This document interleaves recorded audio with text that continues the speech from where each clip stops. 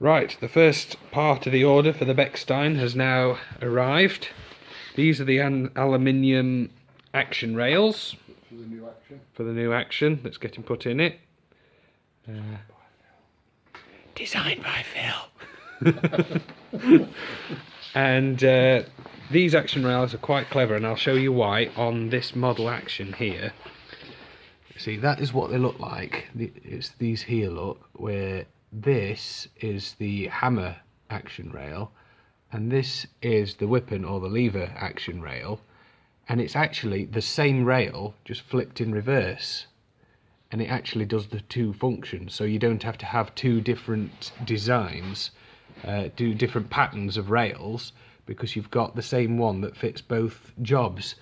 The cutout on the top fits in that wooden rail as well, which is where the set-off adjustments go, and it's also got this lip here so that you can butt up the hammer flanges right to the front so that you can get the adjustment right on those as well, so that all the pivot points is going to be exactly the same.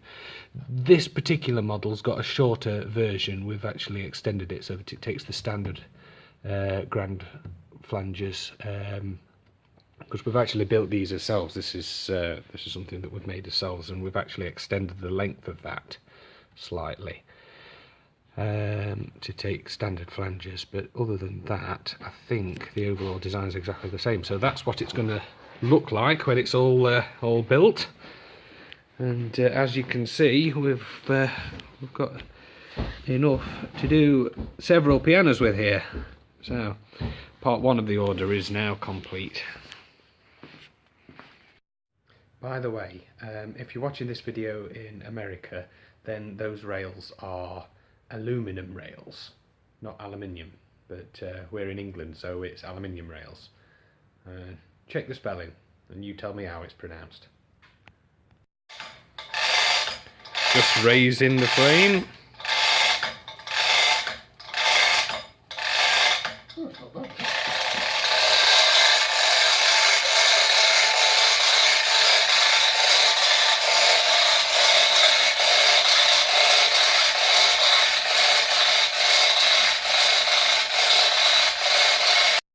Now, if you remember, not long ago, Phil stuck the new part of the Wrestplank over the top of here, which means that we've got no reference anymore to where the holes need to be drilled. Now, that part of the wood only went down by so much, the new capping on the top, the part that had split.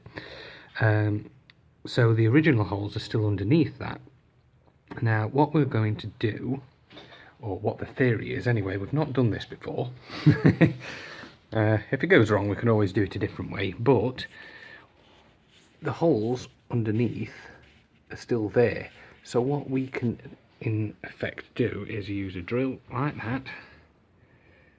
Yeah, got a drill going up there, drill up the old holes, following the original holes, and then boop, out the top, and it should give us the bit, that piece of wood there that I've got clamped there. That's not part of it, that's just to stop it all floofing out at the top when it pushes through. So yeah, in theory that should work, because we've just got a drill bit that's the same size as the holes that are going up, slightly tight, so it's just going to push it out. In theory that should work, and we should get a nice even load of holes.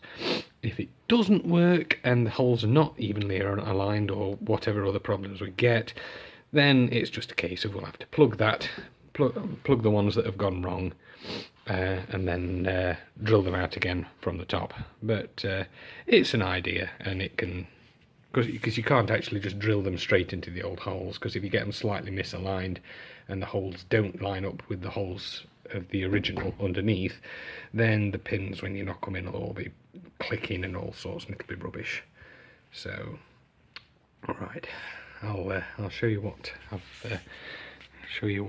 it looks like when I've finished. Oh, I don't know if I dare look. Should we have a look? Da, da, da, da, da, da. Hey, that's alright. It's alright, look at them. They're in the right place and everything, aren't they? Look evenly spaced. That's good. That's good. And there's some that look slightly off, like that one looks slightly off. But you've got to remember that the originals, if you look at the original ones that Bechstein drilled, they're not exactly perfect. So, yeah, the theory worked. Brilliant. Good stuff. Right, so now we've got a repaired section of Wrestplank. So now we can drill those out to the proper size, and then we can get the frame in, which is still floating from the other day. The reason we got this frame up was just so that we could fit the frame in there. I didn't film that bit, I missed it. We'd set the frame in just so that we could draw a pencil line down the edge of this and down the edge of here, so that I could finish off that corner to match in with the frame, because the frame will come down here and sit there like that.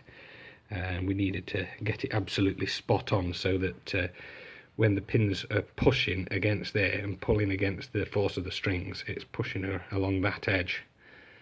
So that needs to be perfectly, that edge needs to butt up perfectly to the frame. So yes, all good stuff. Right, all good stuff. My words. Okay, a couple of things have happened since the last time I made a video, because it's been a case of me and Phil getting this frame in and out of the piano several times in quick succession, and it's been a little bit tricky for me to actually have the video camera running while I'm doing it. What we've needed to do is flatten off that part of the rest plank so that it fits perfectly with the underneath of the frame under here.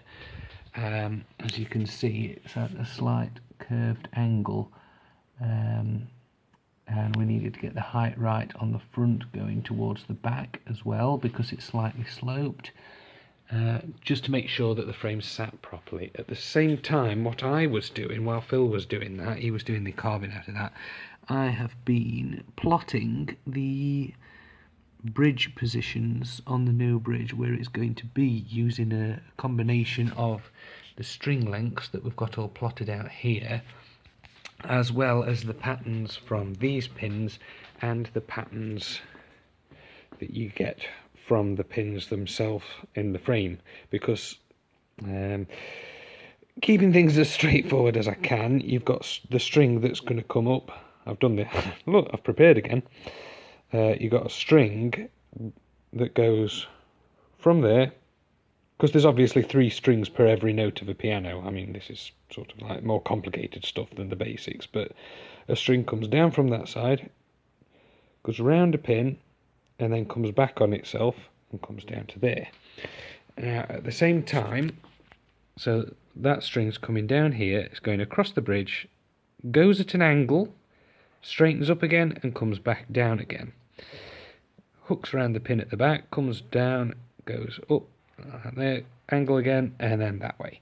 So what we've had to do here is recreate that. That line there represents the centre of where the back edge was originally, which we've figured out by figuring out what's with the previous pattern.